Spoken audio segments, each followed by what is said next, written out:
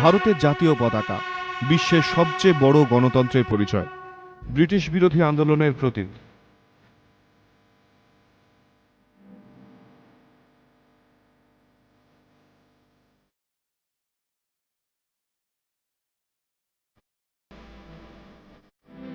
এই জাতীয় পতাকাকে তিলে তিলে রূপ দিয়েছেন বাল গঙ্গাধর তিলক, মোহনদাস করমচন্দ্র গান্ধী, জওহরলাল নেহরু, বল্লভভাই প্যাটেলের মতো মনীষীরা।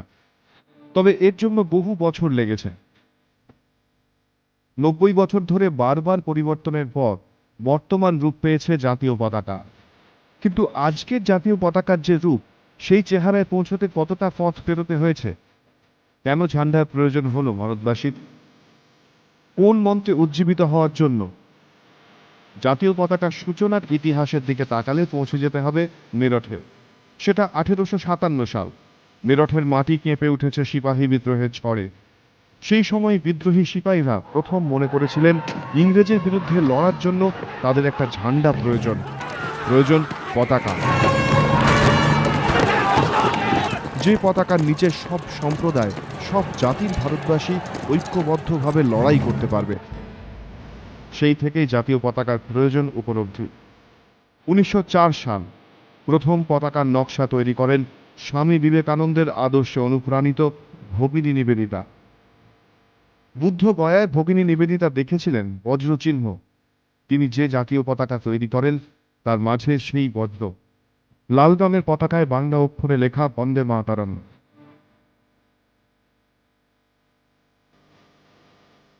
1906 সালে শচীন্দ্রনাথ বসু কলকাতায় আরও একটি পতাকার নকশা করেন।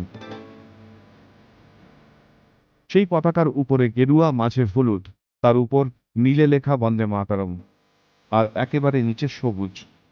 সুরেন্দ্রনাথ বন্দ্যোপাধ্যায় সেই পতাকা উত্তোলনও করেন।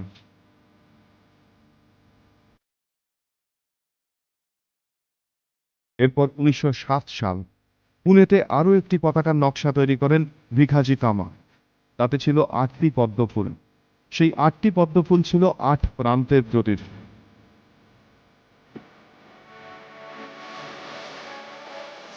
প্রথম বিশ্বযুদ্ধের সময় বন্দী ভারতীয় সৈন্য, গদর পার্টির সদস্যরা ওই পতাকা ব্যবহার করেন। সেই পতাকাই তাঁদের দেশাত্মবোধে উজ্জীবিত করে।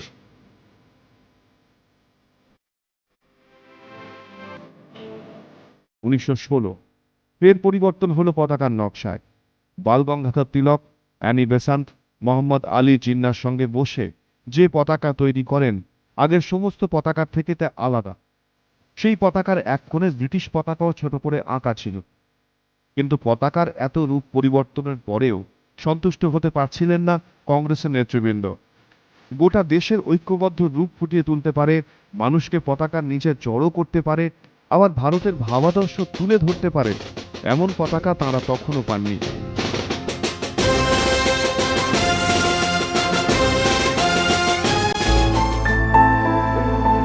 1921 সালে এই প্রয়োজন মেটাতেই এগিয়ে আসেন অন্ধ্রপ্রদেশের পিংলি ভেঙ্কাইয়া। 5 বছর ধরে 30টি দেশের জাতীয় পতাকা তিনি খুঁটিয়ে দেখেন। তারপরে গান্ধীজির নির্দেশে পিংলি ভেঙ্কাইয়া যে পতাকা তৈরি করেন, তার উপরে সবুজ, নিচে লাল, আর মাঝে চরকা। কিন্তু এই পতাকাও পছন্দ হয়নি গান্ধীজির। তখন পিংলি ভেঙ্কাইয়া আরও একটি পতাকার নকশা তৈরি করেন। উপরে সাদা, মাঝে সবুজ, আর নিচে লাল, মধ্যে চরকা।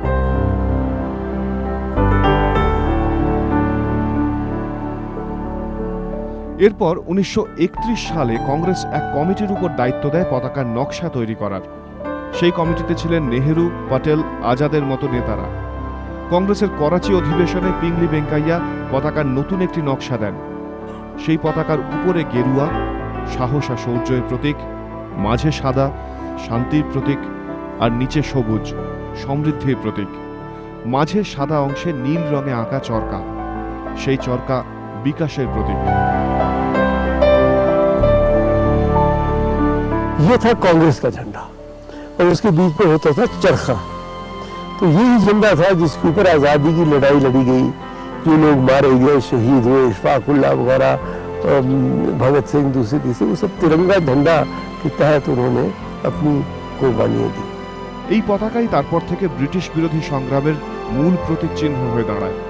গান্ধীজির ভারত ছাড়ো আন্দোলন থেকে শুরু করে ব্রিটিশ শাসন বিরোধী সমস্ত সংগ্রামে বহু কংগ্রেস কর্মী এই পতাকা হাতে নিয়ে জেলে গেছেন, আন্দোলন করেছেন, মৃত্যুবরণ করেছেন। 1947-এর 23শে জুন এগিয়ে আসছে স্বাধীনতা।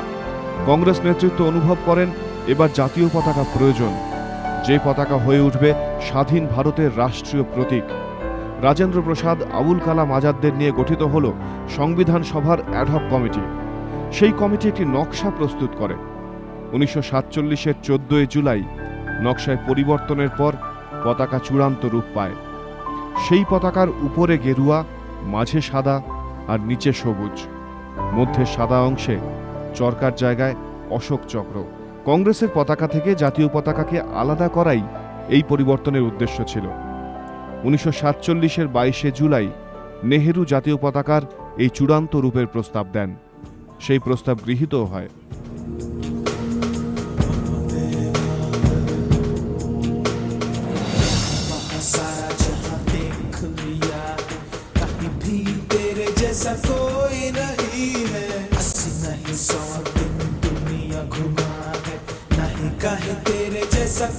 যদিও গান্ধী বরাবরই বলে এসেছেন ভারতের জাতীয় পতাকায় চরকা থাকতেই হবে, কিন্তু নেহেরুরা তাকে বোঝান চরকার জায়গায় কেন, কি উদ্দেশ্যে অশোক চক্র পতাকায় রাখা হয়েছে।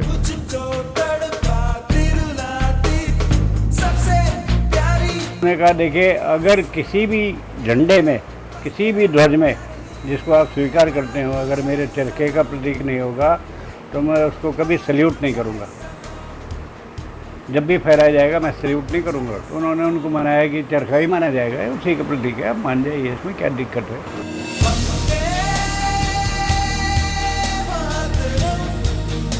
1947-এর 16 আগস্ট লালকেল্লা থেকে এই জাতীয় পতাকায় উত্তোলন করেছিলেন ভারতের প্রথম প্রধানমন্ত্রী জওহরলাল নেহেরু।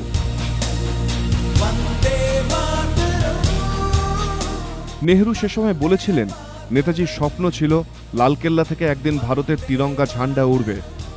সেই স্বপ্ন সত্যি হয়েছে।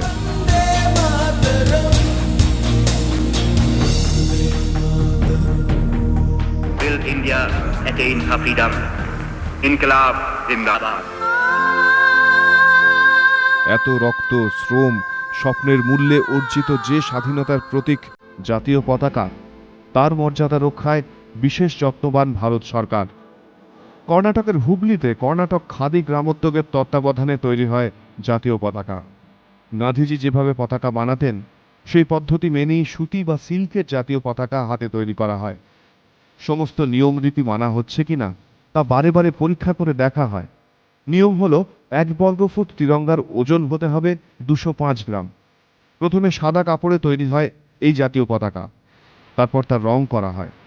নেহেরু 1947-এর 22শে জুলাই বলেছিলেন এই তিরঙ্গা বিশ্বের বিভিন্ন প্রান্তে ভারতের আদর্শ, নীতি, মর্যাদার কথা তুলে ধরবে।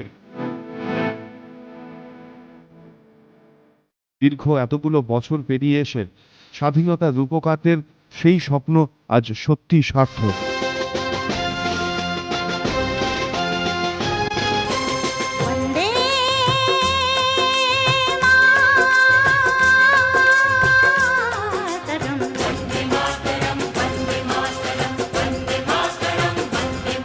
খেলার ময়দান থেকে উত্তর মেরু, এভারেস্টের শীর্ষ থেকে রাজনীতির শীর্ষ সম্মেলন, সব জায়গাতেই আজ আপন গরিমায় উজ্জ্বল তিরঙ্গা, ভারতের জাতীয় পতাকা।